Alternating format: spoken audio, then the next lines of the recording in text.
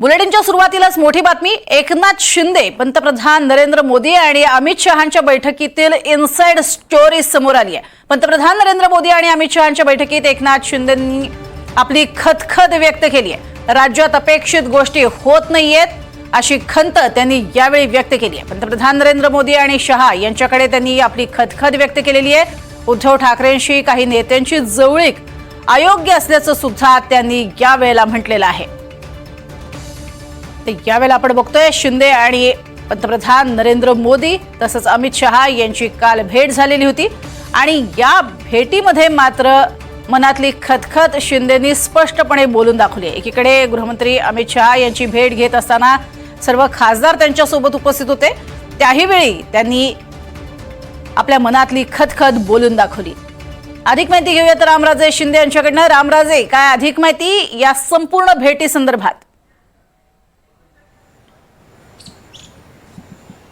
बिल्कुल, पंतप्रधान नरेंद्र मोदी आणि केंद्रीय गृहमंत्री अमित शहा या दोघांचीही भेट झालेली आहे आणि वैशिष्ट्य या दोन्ही भेटीचं म्हणजेच की अमित शहा यांच्यासोबत अगोदर सर्व खासदारांसोबत बैठक झाली आणि त्यानंतर वेगळी एक बैठक झालेली आहे 15 ते 20 मिनिट आणि पंतप्रधान नरेंद्र मोदी यांच्यासोबत 1 तास बैठक झाली आहे। 15 मिनिटं त्यांच्या कुटुंबियासोबत बैठक झाली आणि उरलेले 40 मिनिटं जे आहेत 40-45 मिनिट ते पंतप्रधान नरेंद्र मोदी यांच्यासोबत सेपरेट बैठक झालेली आहे। त्यामुळं या बैठकीमध्ये जी वेगवेगळी बैठक झाली, 1 to 1 बैठक झाली, त्या बैठकीमध्ये काय दडले हे पाहणं औत्सुक्याचं आहे आणि आपल्याला ती माहिती मिळालेली आहे, सूत्रांकडून ही माहिती मिळालेली आहे। एकनाथ शिंदे यांनी राज्यातील संपूर्ण कारभाराबद्दल खदखद व्यक्त केलेली आहे। एकीकडे पक्ष जे आहेत तर पक्षाची बदनामी केली जाते, त्यामुळं मंत्र्यांवर राजीनामे द्यावं म्हणून दबावतंत्र आहे, परंतु जर राजीनामे घेतले तर येणाऱ्या स्थानिक स्वराज्य संस्थेच्या निवडणुकीला सामोरं जाताना पक्षाची मात्र प्रतिमा मलिन होईल आणि त्यामुळं कुठेतरी राजीनामा सत्र हे थांबावं अशा प्रकारचं सुद्धा सांगण्यात आलेलं आहे। दुसरा मुद्दा म्हणजेच की ज्या पद्धतीने आता येत्या स्थानिक स्वराज्य संस्थेच्या निवडणूक आहेत त्याच्यामध्ये मान सन्मान राखावा आणि त्याचबरोबर जागा वाटपाचा मुद्दा सुद्धा निवडणुकीच्या अगोदरच आणि युतीच्या संदर्भामध्ये सुद्धा अगोदर स्पष्टता हवी या संदर्भामध्ये सुद्धा चर्चा झाल्याची आपल्याला माहिती मिळालेली आहे। तिसरा मुद्दा म्हणजेच की राज्यामध्ये पक्षाच्या संदर्भामध्ये पक्षाला बदनाम करण्याचं काम चालू आहे किंवा कुरघोडी चालू आहे, तर यावर सुद्धा चर्चा झालेली आहे आणि त्याचबरोबर उद्धव ठाकरे यांच्यासोबत जवळीकता सहकारी पक्षाची वाढत चाललेली आहे। तर अशा वेळी यामुळं एकनाथ शिंदे यांच्या पक्षातील आमदार आणि खासदार आणि संपूर्ण पदाधिकारी जे आहेत तर ते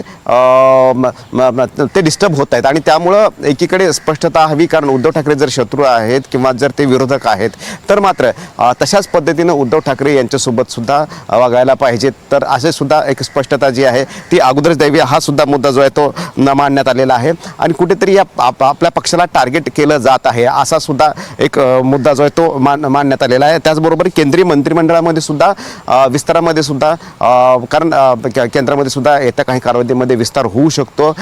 एकीकडे उपराष्ट्रपती पद आणि दुसरीकडे भाजपचं राष्ट्रीय अध्यक्षपद, त्यामुळे केंद्रीय मंत्रिमंडळातून 2 जर ज्येष्ठ नेते तिथं जात असतील तर मात्र फेरबदल जे आहे ते होण्याची शक्यता आहेत। मग अशा वेळी एक मजबूत घटक पक्ष म्हणून एनडीएतला घटक पक्ष म्हणून शिवसेनेच्या वाट्याला आणखीन एक मंत्रिपद द्यावं अशी सुद्धा विनंती जी आहे ती करण्यात आलेली आहे। त्यामुळे इनसाइड जे आहेत ती या सगळ्या 5 ते 7 मुद्द्यावर चर्चा झाल्याची आपल्याला माहिती मिळते। नक्कीच रामराजे, तुम्ही आपल्यासोबत राहा। सागर सुद्धा सध्या आपल्यासोबत जोडले गेलेले आहेत। सागर कुलकर्णी, सागर, मुळात आगामी महापालिका निवडणुका डोळ्यासमोर ठेवून मैत्रीपूर्ण लढती होतील असं म्हटलं गेलेलं होतं, मात्र बदनामी सुद्धा दुसरीकडे जोरदार सुरू होती आणि शिंदे गटाची खास करून त्यावरती प्रचंड नाराजी होती। पण झालं भलतंच आपण बघितलं होतं की राष्ट्रवादीच्याच नेत्यांची वक्तव्य समोर आली, काही कृत्य समोर आली आणि फासे थोडेसे फिरलेले पाहायला मिळाले।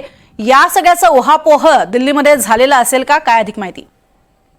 प्रज्ञा, आपले वरिष्ठ सहकारी जे आहेत रामराजे शिंदे जे दिल्लीतून इन्फॉर्मेशन देत आहेत त्याच्यामध्ये सगळ्यात महत्वाची गोष्ट समजून घ्यायला हवी ती म्हणजे राजकीय विरोधक असणारे उद्धव ठाकरे यांच्याशी जवळीक हा मुद्दा फार महत्वाचा आहे। कारण की गेल्या काही दिवसांमध्ये आदित्य ठाकरे असतील, वरुण सरदेसाई असतील किंवा उद्धव ठाकरे असतील हे राज्याचे मुख्यमंत्री देवेंद्र फडणवीसांची भेट घेत आहेत।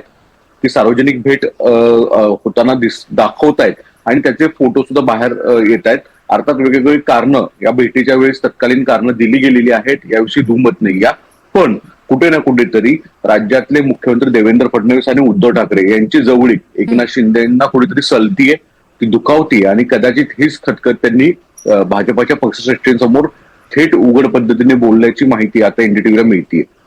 याचं प्रमुख कारण म्हणजे आपणास माहित आहे की राज्यामध्ये आगामी स्थानिक स्वराज्य संस्थेच्या निवडणुकीत मुंबई महापालिका जर सोडली तर दुसरीकडे एकनाथ शिंदेंना भाजपाची गरज आहे. वास्तविकतेत भाजपाला एकनाथ शिंदेची किती मुंबईमध्ये गरज आहे याविषयी तर्कवितर्क आहेत. भाजपाने स्वतः स्वतंत्र वेगळी निवडणूक लढवण्याच्या दृष्टिकोनातून फार मोठ्या प्रमाणात हालचाली सुरू केलेल्या आहेत.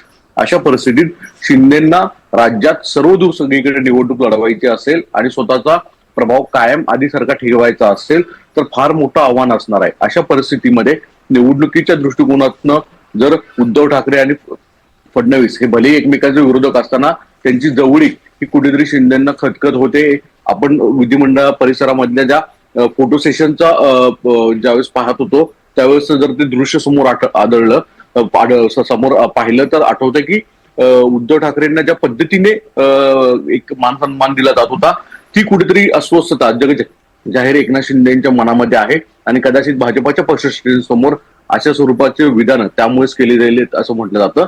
दुसरा मुद्दा उपस्थित राहतो की जसं रामेंनी सांगितलं की केंद्रामध्ये असो किंवा राज्यात असो एकनाथ शिंदेचेच नेते वेगवेगळ्या विषयांवरनं वादग्रस्त होत आहेत.